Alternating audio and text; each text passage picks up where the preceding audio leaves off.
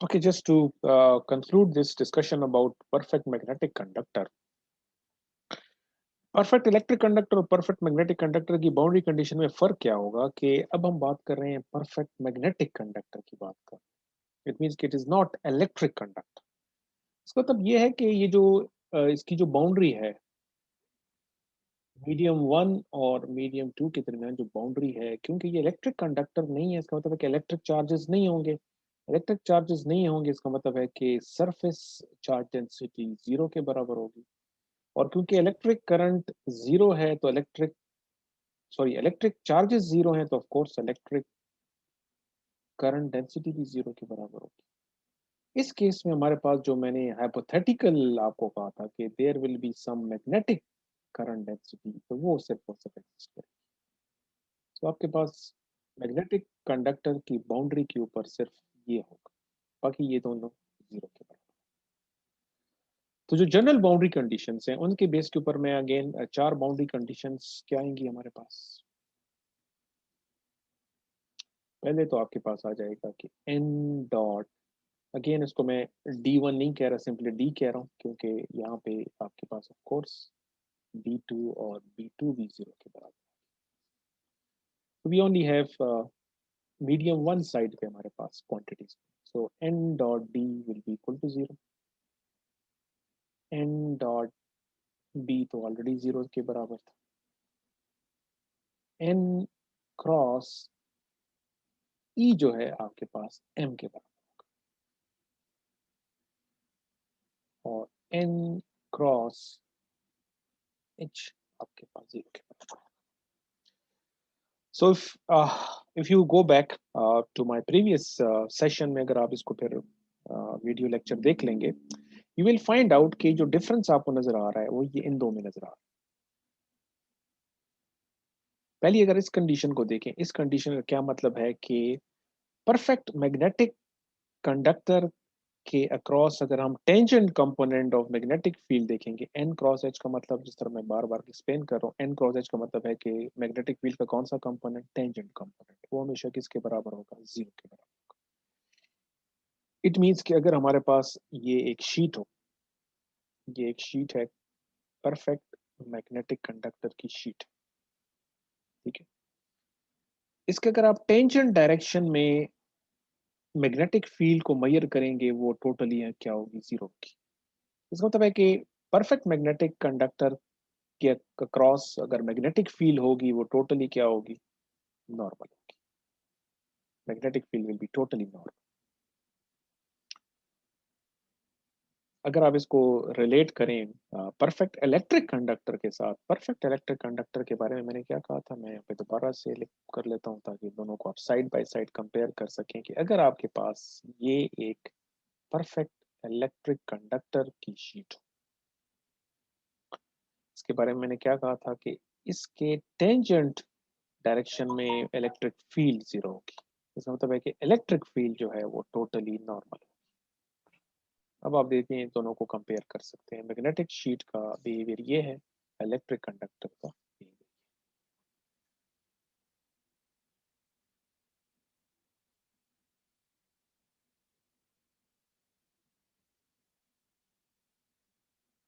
So this was all about boundary conditions, okay. और इसको हम तो make sure that you fully understand the general boundary conditions को आपने समझना है, और फिर जो स्पेसिफिक तीन केसेस मैंने आपको बता दिए हैं इनको आपने समझना है, ताकि लेटर ऑन जब हम किसी प्रॉब्लम को सॉल्व करते हुए जब मैं आपको कहूंगा कि इस पर्टिकुलर प्रॉब्लम के लिए हम कौन सी बाउंड्री कंडीशन, जो चार बाउंड्री कंडीशंस हैं वो क्या होंगी, so you should be able to answer that question. So moving on to further, again as I mention before कि इस वक्त हम चैप्टर वन को कवर कर रहे हैं टेक्स्ट बुक का, औजार का। और मैंने कहा था कि फर्स्ट चैप्टर में जो ज़्यादातर आपको टॉपिक्स हैं वो ईएमएफ में आप लोग पढ़ चुके हैं, ठीक है। But just to make sure कि हम ये फंडामेंटल्स को अच्छी तरह समझ लें, फिर हम एक्चुअल माइक्रोवेव इंजीनियरिंग की थ्योरी पे जाएंगे। तो उसी से रिलेवेंट आप लोगों ने एक टॉपिक पढ़ा होगा जिसको आप कहते हैं wave equation.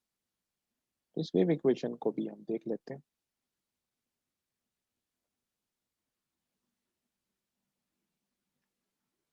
So we need to do two things. पहले तो हमने ये देखना है कि ये वेव इक्वेशन है क्या चीज़, और इसकी मैथमेटिकल फॉर्म क्या है, और इसकी जो मैथमेटिकल फॉर्म है उसका ताल्लुक मीडियम के साथ क्या है। अगर मेरे पास एक लॉसलेस मीडिया हो, उसके लिए वेव इक्वेशन की फॉर्म क्या होगी, और अगर फिर लॉसलेस मीडियम होगा तो वेव इक्वेशन की फॉर्म क्या बन जाएगी। तो ये दो केसेस हम देखेंगे, और जब वेव इक्वेशन को हम डिराइव कर लेंगे फिर हम उसकी सोल्यूशन की तरफ आएंगे कि ये वेव इक्वेशन का, इसको अगर हम सॉल्व करेंगे तो सोल्यूशन जो हमारे पास आएगा, उस सोल्यूशन का, again as I always pointed out, कि सिर्फ मैथमेटिकली उसका सोल्यूशन फाइंड करना भी ज़रूरी है, बट उसका कंसेप्चुअल मीनिंग उसको असाइन करना कि सोल्यूशन का मतलब क्या है, वो भी हम देखें। So we will talk about wave equation and its solutions, or I will call it possible solution, because mathematically आपके पास एक इक्वेशन के बहुत सारे सॉल्यूशंस हो सकते हैं, लेकिन हमने फोकस करना है उन सॉल्यूशंस की तरफ जिनको हम प्रैक्टिकल फिर इसको अप्लाई कर सकें। ठीक है, तो इस वजह से मैं इसको पॉसिबल सॉल्यूशंस कह रहा हूँ, दो solutions which are feasible from practical point of view. So ये जो वेव इक्वेशन है इसको फर्स्ट टाइम एक साइंटिस्ट ने डिराइव किया था, इस नेम वाज हेल्महोल्ट्ज। इस इक्वेशन को फिर हम हेल्महोल्ट्ज इक्वेशन भी कहते हैं। सो हेल्महोल्ट्ज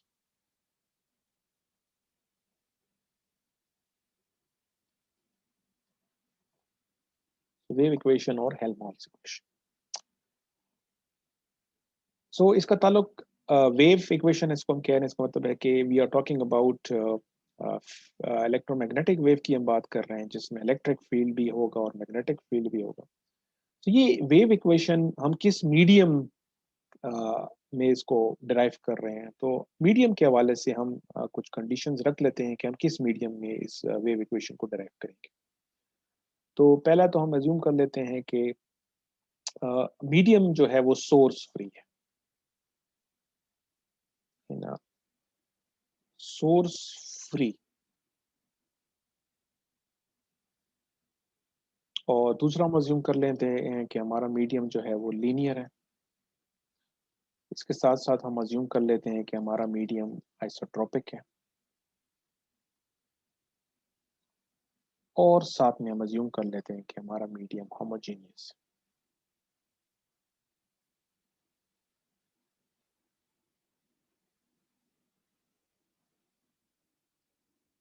ये जो मीडियम मैंने अज्यूम किया है, जिसमें सोर्स फ्री का मतलब है कि there is no source.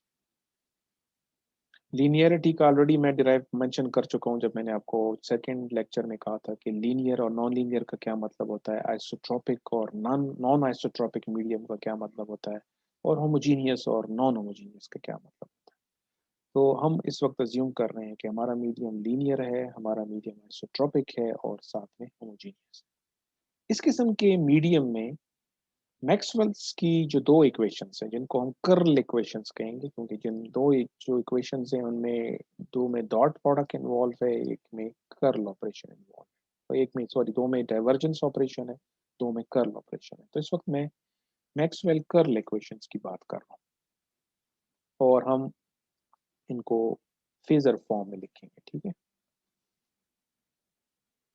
Phasor के बारे में भी मैं बात कर चुका हूँ, so I don't want to repeat that. So जो दो इक्वेशंस है हमारे पास, एक हमारे पास है कर्ल ऑफ ई, और एक इक्वेशन है हमारे पास कर्ल ऑफ एच वाली। यू ऑलरेडी नो कि ये कर्ल ऑफ ई जो इक्वेशन है, इसका ताल्लुक फेराडेज लॉज के साथ है, और कर्ल ऑफ एच का ताल्लुक जो है वो एम्पियर्स लॉ के साथ है।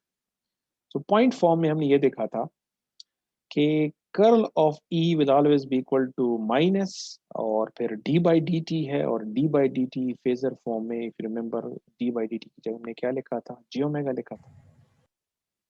और हमारे पास बी था, बी की जगह हम क्या लिखेंगे, इफ यू रिमेंबर, यहाँ पे मैं लिख लेता हूँ B. But you already know कि बी किसके बराबर होता है, B is equal to u H. Yes, ठीक है। और कर्ल ऑफ एच किसके बराबर है, it is rate of change of, so rate of change, क्योंकि फेजर हम अज्यूम कर रहे हैं, इफ यू रिमेंबर हम इस वक्त साइनोसाइडल वेरिएशन अज्यूम कर रहे हैं, which is e j omega t, because of that factor जहाँ पे भी dy dt आ रहा था इक्वेशन, उसकी जगह हम फिर j omega लिखते हैं। So circulation of magnetic field will always be equal to rate of change of electric flux d, और क्योंकि d ऑलरेडी हम देख चुके हैं कि d किसके बराबर है, म्यू सॉरी एप्सिलॉन e के बराबर। नाउ समवन में से कि यहाँ पे आई थिंक पिछले सेशन में लिख रहे थे, ओके जो ये इक्वेशन है, इस इक्वेशन को अगर आप चेक कर लें, जो हमने ड्राइव किया था, यहाँ पे एक और फैक्टर भी था, वो क्या था जी, यहाँ पे एक और फैक्टर भी होता है, वो क्या होता है, एनीवन, इस इक्वेशन में सेकंड फैक्टर क्या होता है,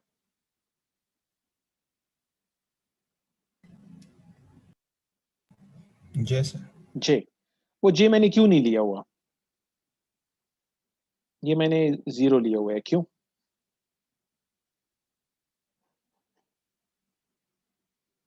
सर नो सोर्स है, फ्री सोर्स है। यस, ये जो लिखा हुआ, इसका मतलब है कि हम इस वक्त कौन सी सिचुएशन की बात कर रहे हैं, कि इलेक्ट्रिक फील्ड का जो सोर्स है वो है चेंजिंग मैग्नेटिक फील्ड है, और मैग्नेटिक फील्ड का सोर्स क्या है, चेंजिंग इलेक्ट्रिक फील्ड।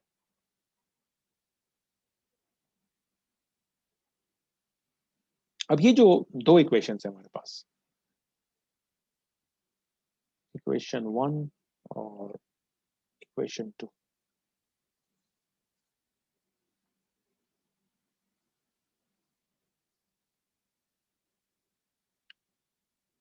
तो इस वक्त हमारे पास सिचुएशन क्या है कि we have two unknowns with two equations.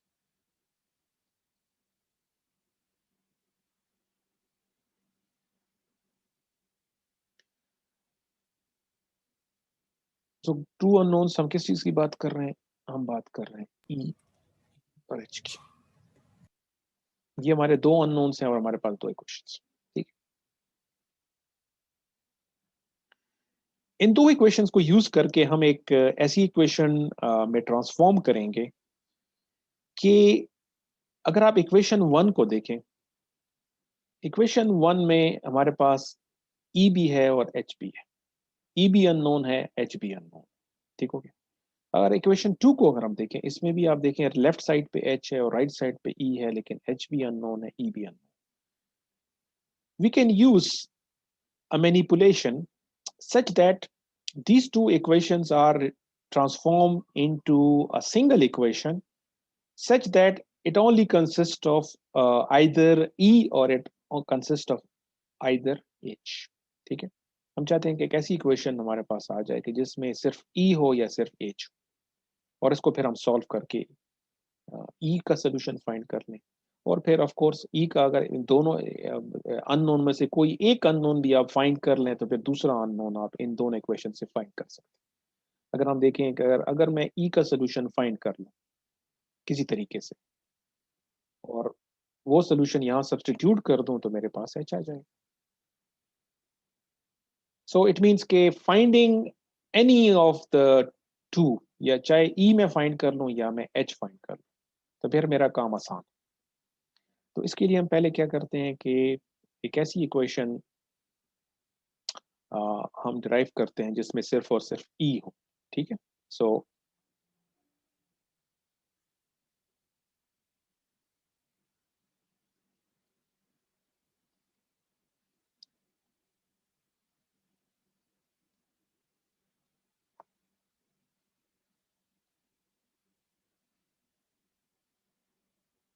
How we can do that, what we can do is के इक्वेशन 1 को आप कंसिडर करें और इसके दोनों साइड पे कर्ल ऑपरेशन अप्लाई कर दें।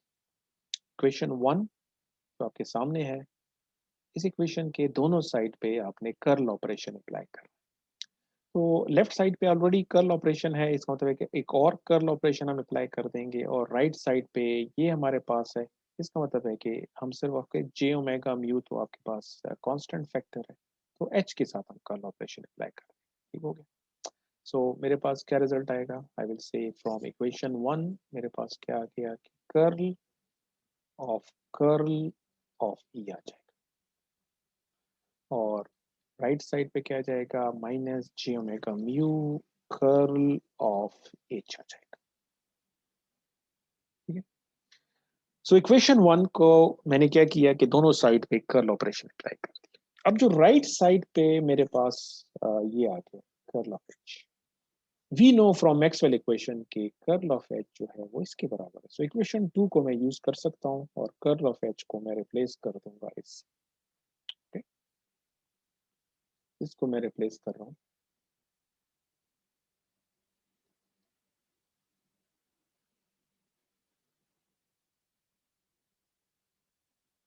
is equal to j omega epsilon e। की जगह हम क्या लिख रहे हैं, j ओमेगा एप्सिलॉन ई। यहाँ पे मैं लिख लेता हूँ कहाँ से हमने लिया है, फ्रॉम इक्वेशन 2।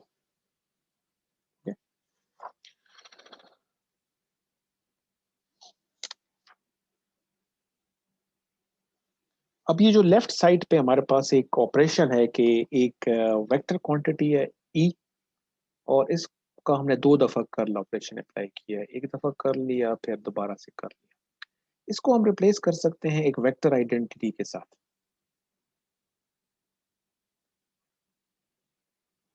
कि अगर आप किसी भी वेक्टर का 2 दफा कर्ल ऑपरेशन लें तो ये रिजल्ट इसके बराबर भी है कि अगर आप इस वेक्टर का ग्रेडियंट अप्लाई करें, किसके ऊपर ग्रेडियंट अप्लाई करें, कि आप इस वेक्टर का पहले डाइवर्जेंस ले लें। तो ये मैंने पहले इसका डाइवर्जेंस लिया, डेल डॉट ई डाइवर्जेंस, और फिर इससे जो रिजल्ट आया उसका मैंने ग्रेडियंट ले लिया, माइनस डेल स्क्वायर ई।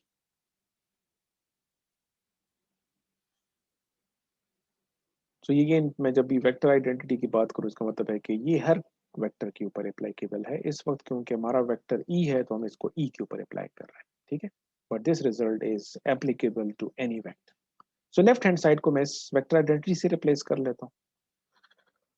राइट हैंड साइड पे आप देखिए क्या आएगा आपके पास, so minus and then j square आ जाएगा, जो कि अगेन माइनस है तो प्लस हो जाएगा आपके पास, और फिर आपके पास आ जाएगा ओमेगा स्क्वायर हो गया, आपके पास म्यू आ गया, आपके पास एप्सिलॉन आ गया, और आपके पास ई आ गया।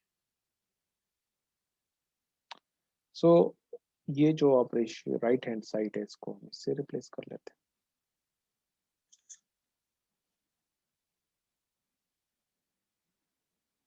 अब ये जो रिजल्ट है डाइवर्जेंस ऑफ ई,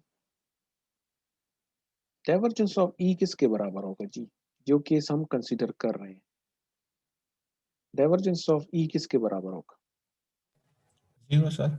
0 के बराबर होगा, क्योंकि हमारे पास कौन सा मीडियम वो है, source free region. Source free में। ठीक है, there is no source, so from Maxwell की जो फर्स्ट इक्वेशन है, अगर आप बेसिकली आप फर्स्ट इक्वेशन यूज कर रहे हैं, ठीक है, तो ये रिजल्ट 0 है, तो डाइवर्जेंस 0 है तो ग्रेडियंट 0 हो जाएगा, तो ये फैक्टर 0 हो जाएगा। और फाइनली हमारे पास इक्वेशन में क्या रह जाएगा, इसको मैं दूसरी साइड पे रह जाता हूँ, तो ये हो जाएगा del square E plus omega square mu epsilon equal to 0।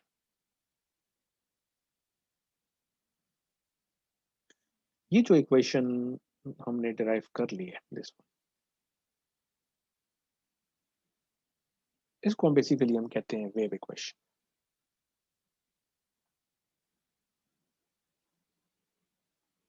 और इसको आप इस तरह मैंने नाम दिया था कि Helmholtz equation.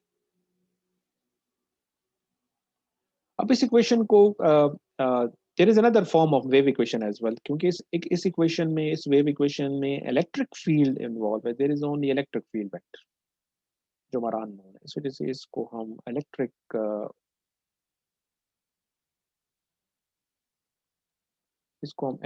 Field wave equation भी कहेंगे। ठीक, We will call it electric field wave equation.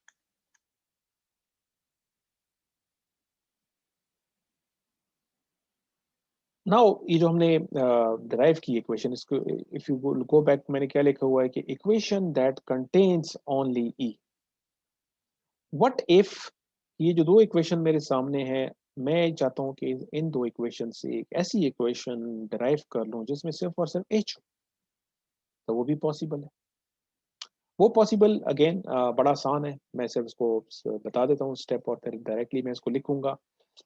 इस वक्त जो हमने प्रोसीजर अडॉप्ट किया उसमें हमने इक्वेशन 1 को लिया, इसके दोनों साइड पे कर्ल ऑपरेशन अप्लाई किया और फिर हमने उसको सिंप्लीफाई करके इस फॉर्म में लिखे. ठीक है. If you start with equation 2, so you have two equations and you are interested to derive a equation जिसमें h हो, so what you can do, you start with equation 2 and then take curl on both sides. so left side पे क्या आ जाएगा, curl of h आ जाएगा, जिसके ऊपर अगेन आप वेक्टर आइडेंटिटी अप्लाई कर लेंगे जिस तरह हमने यहाँ पे किया. सिर्फ ये हो जाएगा कि आ जाएगा gradient of divergence of h minus del square of h आ जाएगा, और अगेन डाइवर्जेंस ऑफ h 0 के बराबर होगा based on Maxwell equation. Right side पे आपके पास अगेन इसी तरीके से आप सिंप्लीफाई कर लेंगे. तो द पॉइंट इज कि इक्वेशन 2 को यूज करके और यही प्रोसीजर जो यहाँ पे मैंने अडॉप्ट किया है इसको यूज करके आपके पास एक और वेव इक्वेशन आ जाएगी जिसको हम कहेंगे मैग्नेटिक फील्ड वेव इक्वेशन. तो मैं इसको लिख रहा हूँ. I will say similarly we can derive another wave equation involving h. और इक्वेशन क्या होगी को आप प्रैक्टिस कर लेंगे. Maybe you have already done in the EMF course. So मैं इसको इस तरह लिख रहा हूँ.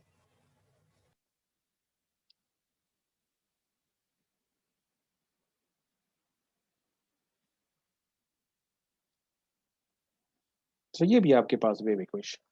तो इस इक्वेशन को अगर आप इसके साथ कंपेयर करें यू कैन क्लियरली सी कि सिर्फ डिफरेंस ये है कि जहाँ पे ई है वहाँ पे एच आ जाएगा, बट डेरिवेशन प्रोसेस यही होगा जो हमने की.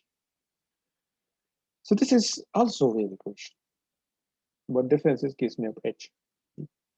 अब इसमें एक और पैरामीटर को हम थोड़ा सा इंट्रोड्यूस करते हैं. इन दोनों इक्वेशंस में ये जो आपको फैक्टर नजर आ रहा है this one omega square mu epsilon, ये यहाँ पे भी है और ओमेगा स्क्वायर म्यू एप्सिलॉन यहाँ पे. ये जो आपके पास ओमेगा स्क्वायर म्यू एप्सिलॉन है इट्स इम्पोर्टेंट पैरामीटर, और इस पैरामीटर को हम एक नाम दे देते हैं. let me write it down. So what we are calling it is let k. So we are introducing a symbol k, और k किसके बराबर हम लेते हैं, omega mu epsilon under the root.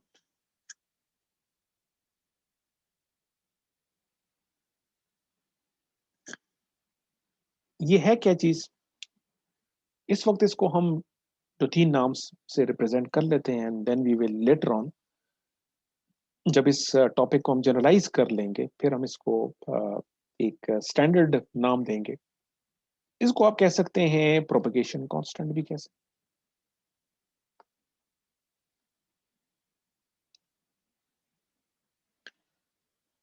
इसको हम फेस कांस्टेंट भी कह देते हैं.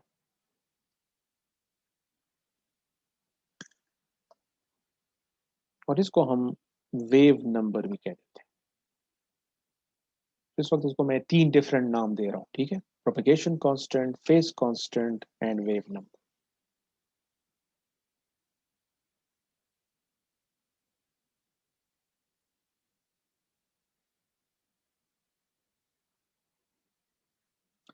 So based on this new representation, के अगर इसके बराबर है, इसका मतलब है कि के स्क्वायर किसके बराबर हो जाएगा, it will be omega square mu epsilon. तो ये जो आपको यहाँ पे नजर आ रहा है ओमेगा स्क्वायर म्यू एप्सिलॉन, ये तो इसका मतलब है कि यहाँ पे जो फैक्टर है इसको हम आप के स्क्वायर से भी रिप्रेजेंट करेंगे। सो हमारे पास जो दो इक्वेशंस हैं,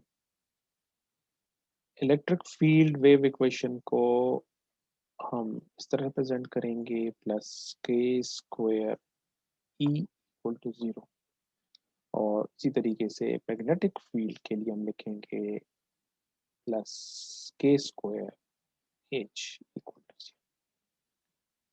सो इन टर्म्स ऑफ के अब हम इसको लिख रहे हैं, ठीक है। एंड नाउ यू नो कि ये के को मैंने कहाँ से लिखा है, because of this representation. But the important point is कि ये जो हमने के इंट्रोड्यूस किया है, ये हमने मैथमेटिकली कोई नया नोटेशन नहीं दी, बल्कि इसका यूज क्या होगा कि इस पैरामीटर की वैल्यू से हमें कुछ इंपॉर्टेंट चीजों का पता चलेगा, जिसको हम प्रोपेगेशन कांस्टेंट कह रहे हैं, फेस कांस्टेंट कह रहे हैं, वेव नंबर कह रहे हैं। सो लेटर ऑन जब इसको मैं जनरलाइज कर दूंगा, देन यू विल सी कि इसकी क्या इंपॉर्टेंस है, why this parameter is going to play an important role in our discussion. Now the next logical step is कि हमने वेव इक्वेशन तो डिराइव कर ली है, तो ये हमारे पास wave equation. The point is कि हम इसको हमने इसका सोल्यूशन हमने फाइंड करना, तो इसकी सोल्यूशन की तरफ हम आते हैं। सो सोल्यूशन में हम दो चीजों को कंसीडर कर लेते हैं। पहले हम एक लॉसलेस, सबसे जो आप कह सकते हैं सिंपल केस ये होगा कि हम लॉसेस को इग्नोर कर लेते हैं, हम अज्यूम कर लेते हैं कि हम इस वेव इक्वेशन को एक लॉसलेस मीडियम में सॉल्व करते हैं, और फिर नेक्स्ट उसमें इसको फिर हम लॉसी मीडियम करते हैं, ठीक है। Now what we are looking at, we are looking at solution of wave equation and its meaning. So हमारा मकसद ये नहीं है कि हमने बस सॉल्व करना है, इसका सोल्यूशन फाइंड करना है। सोल्यूशन फाइंड करने के बाद हमने इसको कुछ मीनिंग असाइन करनी है from microwave engineering point of view.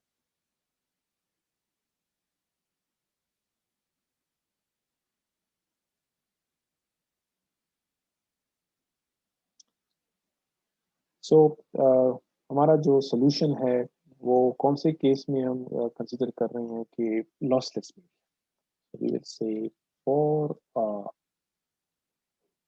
lossless media.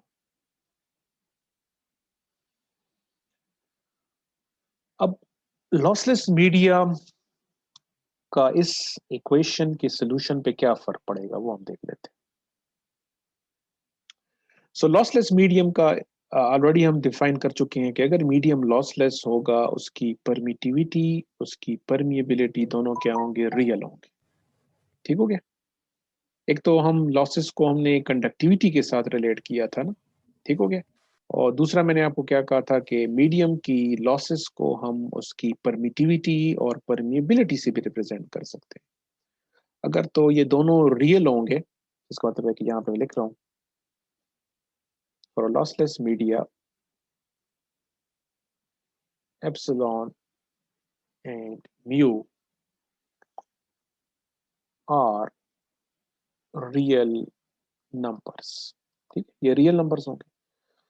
और क्योंकि mu epsilon under root omega, omega is real number, omega तो रियल होगा, तो इसका मतलब है कि आपका अगर म्यू एप्सिलॉन रियल होगा तो के भी रियल होगा, ठीक है। के जिसको मैंने यहाँ पे प्रोपेगेशन कांस्टेंट कहा था, फेस कांस्टेंट कहा था, वेव नंबर कहा था, लॉसलेस मीडियम के लिए के भी रियल होगा। इसका मतलब है कि बिकॉज ऑफ दिस हम ये कहेंगे कि के इज आल्सो रियल नंबर।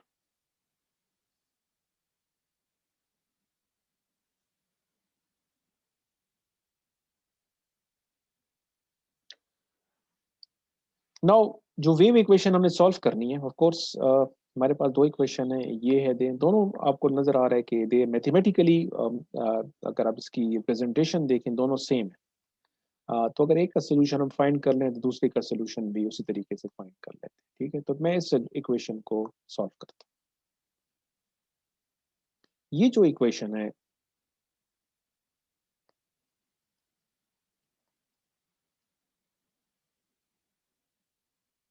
जिसका सोल्यूशन हमने फाइंड करना है अंडर दिस कंडीशन, ये किस किस्म की इक्वेशन है? What type of equation is this, जिसको आप सॉल्व करेंगे? सो ये कौन सी इक्वेशन है? What is this del square?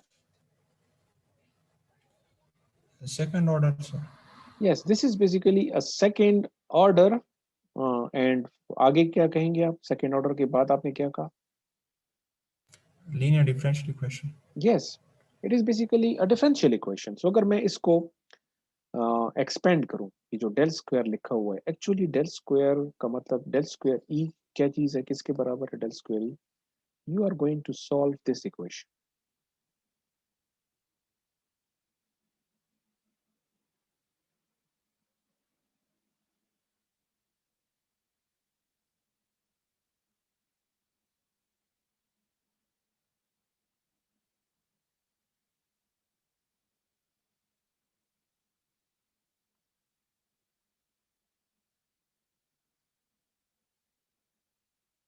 So basically इस इक्वेशन को हमने सॉल्व करना है, which is second order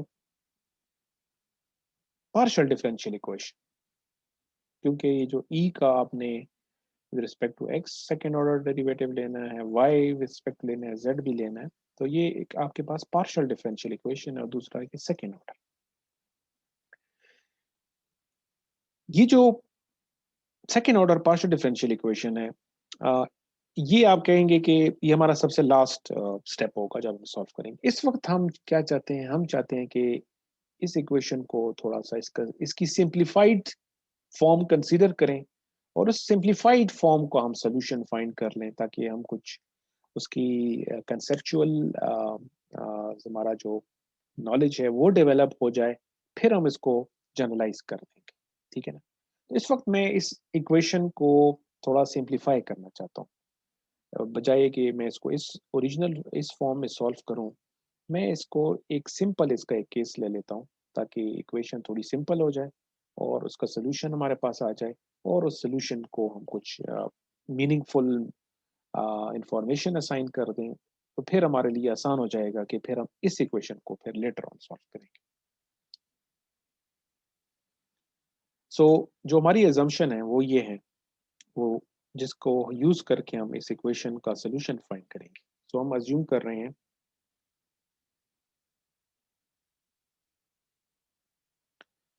assuming electric field has only x component। एक तो हम ये कर लेते हैं, विच मीन्स कि हम अज्यूम कर रहे हैं कि ये जो इलेक्ट्रिक फील्ड है वेक्टर, इसका सिर्फ और सिर्फ हमारे पास x कंपोनेंट है। इसका मतलब है कि हम एक सिचुएशन अज्यूम कर रहे हैं कि अगर इलेक्ट्रिक फील्ड का सिर्फ x कंपोनेंट हो, इट मीन्स कि उसका y कंपोनेंट और z कंपोनेंट क्या है? जीरो के बराबर। ठीक है, तो ये जो वेक्टर हमारे पास है इस इक्वेशन में, आपको नजर आ रहा है कि ये जो वेक्टर है यहाँ पे, इस वेक्टर के ऊपर हम कुछ अजम्पशन अप्लाई कर रहे हैं। वो ये कर रहे हैं कि हम अज्यूम कर रहे हैं कि ये वेक्टर इस फॉर्म में, एक अजम्पशन ये कर लेते हैं, और दूसरा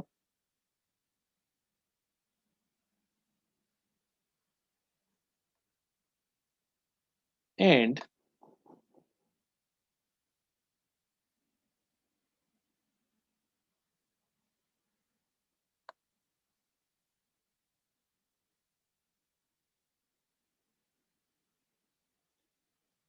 it is uniform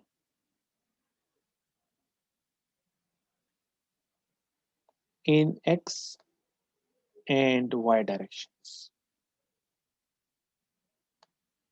सो एक हम assumption ये कर रहे हैं कि electric field has only x component, और दूसरा हम ये कर रहे हैं कि इसका जो x कंपोनेंट है, अब तो एक ही कंपोनेंट है, तो x कंपोनेंट के बारे में फिर हम ये कर रहे हैं कि ये जो x कंपोनेंट है ये x डायरेक्शन और y डायरेक्शन में यूनिफॉर्म है। और यूनिफॉर्म का मतलब क्या होगा कि उसमें कोई वेरिएशन नहीं है, it is constant with respect to x and y, which means कि ये हमारा जो x कंपोनेंट है ये सिर्फ और सिर्फ it is function of only z। सो मैं इसको लिख रहा हूं, what we are saying is कि जो x कंपोनेंट है इस वेक्टर का ये सिर्फ और सिर्फ z पे डिपेंड कर रहा है।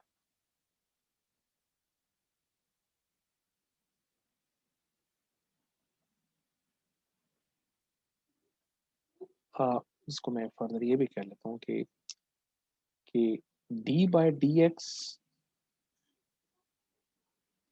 और d बाय डी वाई, क्योंकि variation with respect to x and y नहीं होगी, जिसका मतलब है कि ये 0 के बराबर।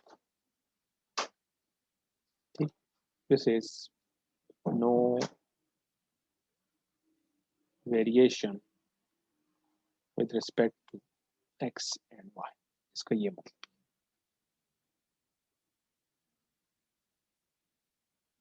सो ये जो हमने अजम्पशन की है ये अब आप इस इक्वेशन के ऊपर अप्लाई करें। तो एक तो ये होगा कि ये जो इलेक्ट्रिक फील्ड वेक्टर आपको नजर आ रहा है उसकी जगह हम सिर्फ EX लिखेंगे, और दूसरा क्योंकि हम इसका डेरिवेटिव ले रहे हैं और इसका x और y के अलोंग इसकी वेरिएशन नहीं है, इसका मतलब है कि ये फैक्टर और ये फैक्टर क्या होगा, 0 होगा। हमारे पास सिर्फ और सिर्फ विद रिस्पेक्ट टू z ही होगा, तो हमारे पास सिर्फ और सिर्फ इस पोर्शन को हम consider करेंगे। इसको मैं लिख रहा हूँ अब नेक्स्ट स्टेज पे, आप देखें कि मैं इसको किस तरह देख रहा हूँ। सो wave equation under these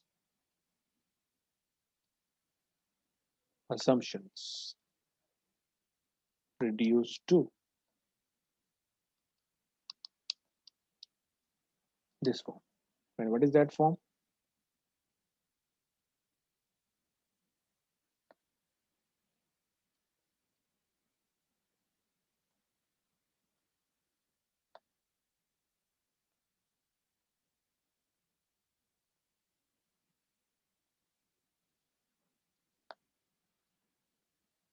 So now our equation is reduced to this form. You can go back and check it out कि ये equation हमने कहाँ से निकाली।